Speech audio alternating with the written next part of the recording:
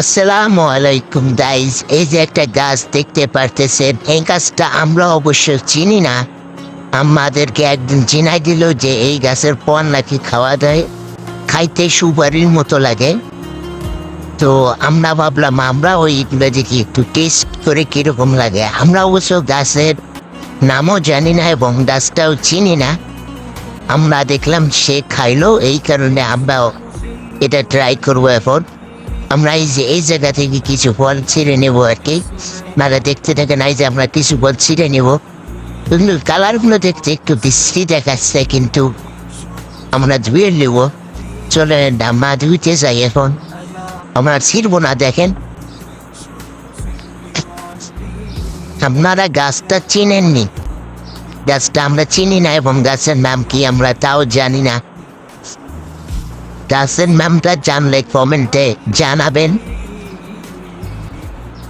আমাদের এই জায়গায় ট্যাপ আছে, আমার ট্যাপটা খুলে ধুয়ে নিব। মানে স্পিড একটু বেশি হয়েছিল, ধুয়ে নিলাম ভাল করে।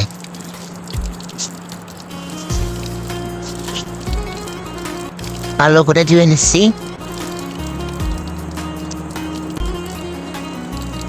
পানি দিয়ে ভালো করে ধুয়ে নিলাম যাতে এটাতে কোনো ময়লা না থাকে।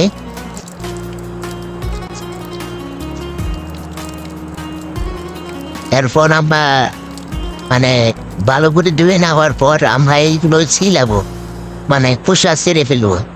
আমরা অন্য জায়গায় গেলাম, এখন আমরা খোসা ছিঁড়ে ফেলবো। আমার খোসা ছেঁড়ার ভিডিওটা আমি দেখাতে পারি নাই, কিন্তু মানে খোসা ছেঁড়ার পর ওইটা অ্যাড করে দিছি। দেখেন, আমরা এই জায়গা থেকে একটু পর দেখিনি আমরা খোসাগুলো ছিঁড়ে ফেলেছি। এই যে এইগুলো ভালো করে ধুয়ে নেওয়ার পর আমরা খোসাগুলো ছিঁড়ে ফেলেছি। খোসা ছিঁড়ার পর এইরকম হয়েছে। এরপর আমরা অনেকক্ষণগুলো এইগুলো হাঁটাহাঁটি করে অনেকক্ষণ পর এইগুলো মানে আবার ভালো করে ধোয়ার পর আবার আমরা এইগুলো পরে আগে ধুয়ে লেছি।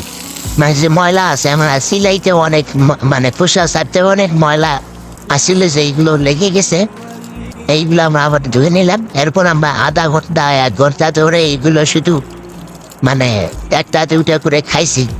আবার মাঝে মাঝে আমার মনে ভালো লাগছিল, ইয়ে করে আবার খাইছি। এটা স্বাদ প্রায় সুপারির মতো স্বাদ, অনেক ভালো লাগে খেতে। সুপারির মতো স্বাদ, মানে কাঁচা সুপারি যে এরকম লাগে, আমাদের এই জায়গায় সুপারি বা গুয়া বলে। এই সুপারির মতো স্বাদ। আপনারা নাম জানলে গাছটার অবশ্যই কমেন্ট বক্সে আমাদের নাম বলে যাবেন। আজকের মতো এই পর্যন্ত বিদায় নিচ্ছি। আসসালামু আলাইকুম ওয়া রাহমাতুল্লাহি ওয়া বারাকাতুহু।